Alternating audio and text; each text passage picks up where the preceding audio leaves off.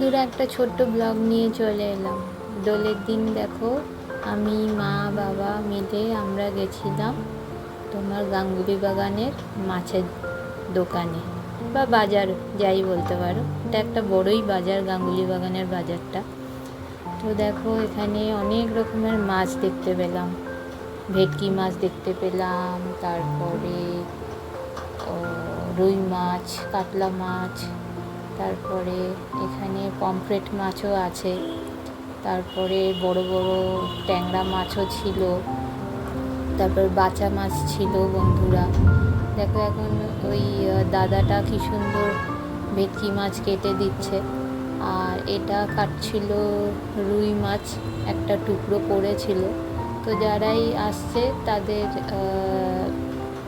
মত নিয়ে বা তাদের পছন্দ মতন তারা সেই দাদা কেটে দিচ্ছে। আর দামও খুব রিজনেবল ছিল এই দাদার কাছে। মাছের দামগুলো দেখলাম অতটা হিউজ অ্যামাউন্ট সে বলেনি।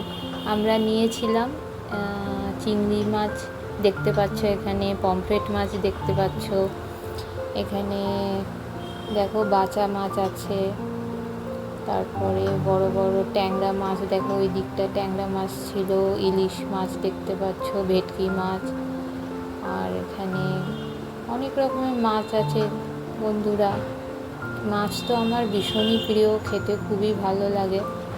তো আমরা ইলিশ মাছ নিয়েছিলাম, ওই আমাদের অ্যারাউন্ড হয়েছে 350 টাকা, তোমার 500 ওজন ছিল, 350 টাকা। তো খুবই ভাল লাগছিলো মাছের বাজারে ঢুকতে। তো আমার ভীষণ প্রিয়। আমরা এই রুই মাছটা কাটলাম, বাবা এই রুই মাছটা নিল। তো আমরা ওই তোমার অনেকটা কমই ওজন ছিল, বলেছিল পুরোটা নিতে, তো পুরোটা আমরা নিইনি। তো মাথা নিয়েছি, তেলটা নিয়েছি, খুব সুন্দর একটা মোটা তেল আমরা পেয়েছি। লেজাটা নিইনি, পেটের দিকটা আমরা নিয়েছি। প্রথমে মা বলছিল লেজার দিকটা দিতে, তো পেটেরটা দেখতেই পাচ্ছ রেখে দিয়েছে। তারপরে আমি বললাম যে না, পেটেরটাই নেব, লেজা নেব না। তো ওখান থেকে আমাদের মাথা দিল দুটো, আর পেটের তেলটা বার করে দিল। তারপরে তেলটা আমরা পেলাম ওই তোমার 240 টাকা নিল আমাদের কাছ থেকে। তো খুবই কম টাকায় আমরা দুটো মাছ কিনতে পারলাম। আর জানো বন্ধুরা, ইলিশ মাছে আবার ডিম হয়ে গেছে। ওরে বাবা, আমার তো ডিম ভীষণ প্রিয়, ইলিশ মাছের ডিম। তো তোমাদের কাদের কাদের কীরকম মাছ পছন্দ আমাকে একটু বলো। আর ইলিশ মাছের ডিম তো সবাই খেতে ভালোবাসো, আমাকে বলো তোমরা যে কী কী মাছ পছন্দ করো। তো আমি ভাবলাম তোমাদের এই মাছ বাজারটা দেখে আমি খুব আনন্দ দিতে পারবো। জানি না কতটা কি আনন্দ দিতে পারলাম, একটু বলো, লাইক শেয়ার কমেন্ট করে দিও প্লিজ। আর আমাকে একটু সাপোর্ট করো, সাবস্ক্রাইব করো, নতুন নতুন বন্ধুদের কাছে আমি যেন পৌঁছে যাই, তাদেরকে শেয়ার করে দিও।